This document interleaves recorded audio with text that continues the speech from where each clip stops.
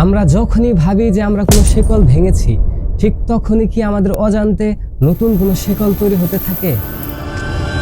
পৃথিবীর ইতিহাসে যতবার বিপ্লব হয়েছে, যতবার নিপীড়িত মানুষ একত্রিত হয়ে স্বৈরশাসককে হটিয়েছে, তার ঠিক কয়েক বছর পর আবার কি হয়েছে জানেন? নতুন শাসকেরা পুরনো স্বৈরশাসকের রূপ নিতে শুরু করেছে। কেন এমনটা হয়? মানুষের মনস্তত্ত্বের এই অন্ধকার দিকটি বুঝতে হলে আমাদের ফিরে যেতে হবে 1945 সালে লেখা একটা ছোট্ট বইয়ের কাছে। বইটির নাম অ্যানিমেল ফার্ম।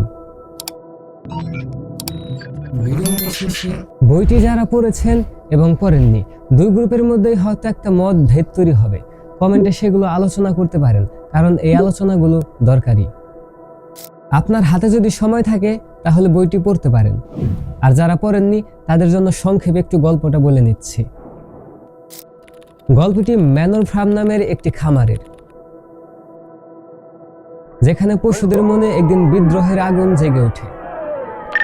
তারা বুঝতে পারে মানুষ তাদের থেকে সব কেড়ে নিচ্ছে, তাদের দিয়ে হাড় ভাঙা পরিশ্রম করাচ্ছে, বিনিময়ে কিছুই দিচ্ছে না, শুধু অত্যাচার। তাই তারা মদ্যপ ও স্বৈরাচারী মালিক মিস্টার জোন্সকে তাড়িয়ে দিয়ে বিদ্রোহ করে এবং খামারের নিয়ন্ত্রণ নিয়ে নেয়, আর নাম পাল্টে রাখে অ্যানিমেল ফার্ম। তাদের স্বপ্ন ছিল একটি সমতাবাদী সমাজ গড়ার, যেখানে কেউ শোষিত হবে না, সবাই সমান। কিন্তু সমাজ নিজে নিজে চলে না, এর জন্য লিডার লাগে। তখন শূকরেরা ধীরে ধীরে এগিয়ে আসতে থাকে। যেহেতু শূকরেরা খামারের সবচেয়ে বুদ্ধিমান প্রাণী, তাই স্বাভাবিকভাবেই তারা নেতা নির্বাচিত হয়। নতুন এই স্বাধীন সমাজের জন্য 7টি পবিত্র নিয়ম রাখা হয়। 2 পায়ের উপর চলে এমন সবাই শত্রু, 4 পায়ের উপর চলে বা যার ডানা আছে তারা সবাই বন্ধু। কোনো পশু কাপড় পরবে না, কোনো পশু বিছানায় শোবে না, কোনো পশু মদ পান করবে না, কোনো পশু অন্য পশুকে হত্যা করবে না, এবং সবচেয়ে গুরুত্বপূর্ণ নিয়ম, অল অ্যানিমালস আর ইকুয়াল, সব প্রাণী সমান। খামারের সবচেয়ে পরিশ্রমী ঘোড়া বক্সার দিনরাত এক করে খাটতে থাকে এই আশায় যে তাদের ভবিষ্যৎ সুন্দর হবে।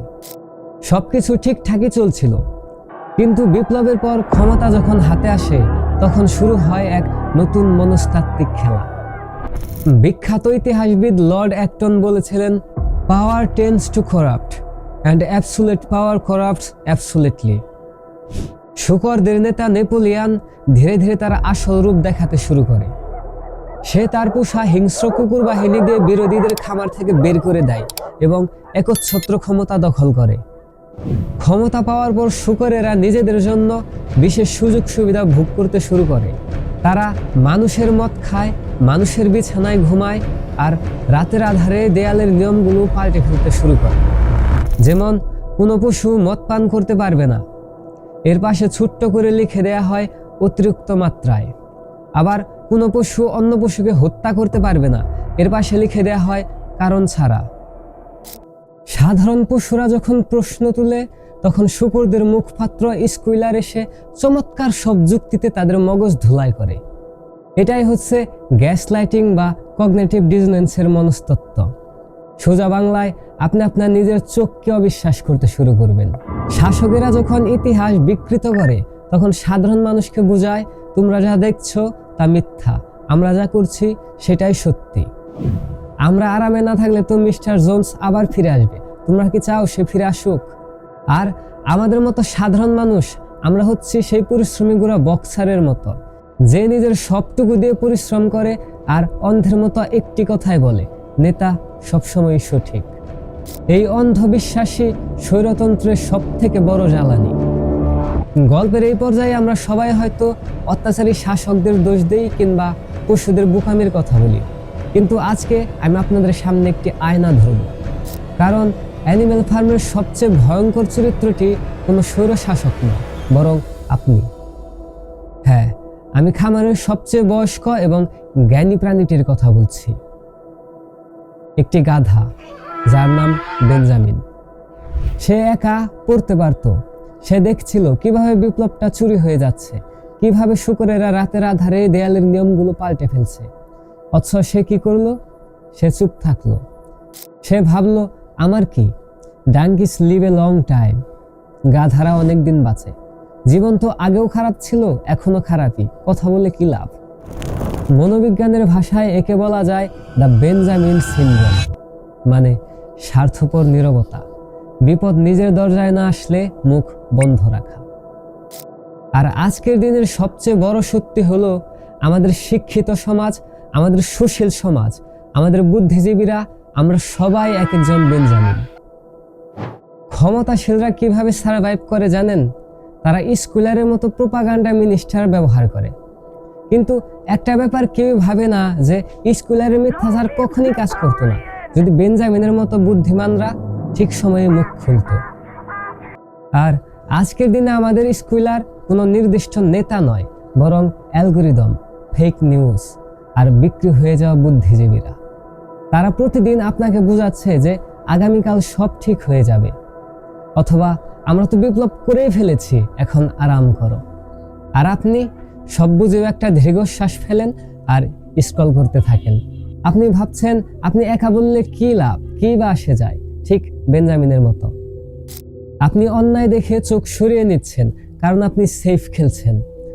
আর ঠিক এভাবেই চোখের সামনে একটু একটু করে বিপ্লব চুরি হয়ে যায়।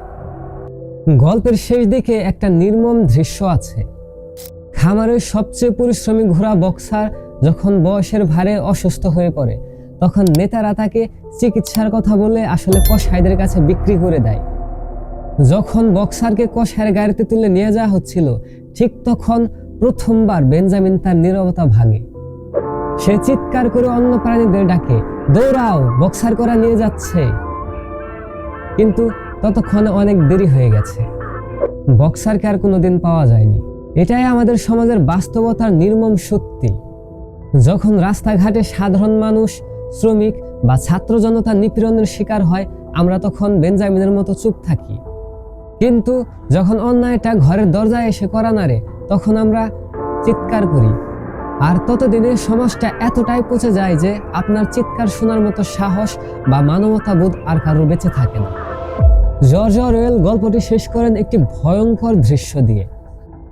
সাধারণ পশুরা জানালার বাইরে থেকে ভেতরে দেখে শূকরেরা এবং মানুষেরা একসাথে বসে মদ খাচ্ছে, তাস খেলছে। পশুরা শূকরের দিকে তাকায়, মানুষের দিকে তাকায়, আবার শূকরের দিকে তাকায়, মানুষের দিকে তাকায়, কিন্তু তারা আর কোনো পার্থক্য খুঁজে পায় না। কারণ ক্ষমতার চেয়ার সবাইকে একই রকম বানিয়ে দেয়। আর দেয়ালে লেখা সেই পবিত্র নিয়ম, সব প্রাণী সমান, সেই নিয়মটি বাদ দিয়ে সেখানে লেখা হয় পৃথিবীর ইতিহাসের সবচেয়ে ভয়ঙ্কর এবং সত্যি লাইনটি, all animals are equal, but some animals are more equal than others. তাই ক্ষমতার চেয়ারে যেই আসুক না কেন, প্রশ্ন করতে শিখুন। অজ্ঞতা বা মূর্খতা অন্যায়ের জন্য যতটা না দায়ী, শিক্ষিত মানুষের নীরবতা তার চেয়ে অনেক বেশি দায়ী। কারণ একজন স্বৈরাচারের সবচেয়ে বড় শক্তি তার অস্ত্র নয়, বরং আপনার নীরবতা। তাই ভাবুন এবং ভাবতে থাকুন। ভাবো ভাবো, ভাবা প্র্যাকটিস করো। ভাবো ভাবো, ভাবা প্র্যাকটিস করো। আমার তো হলো না, তোমরা ভাবলে কাজ হবে।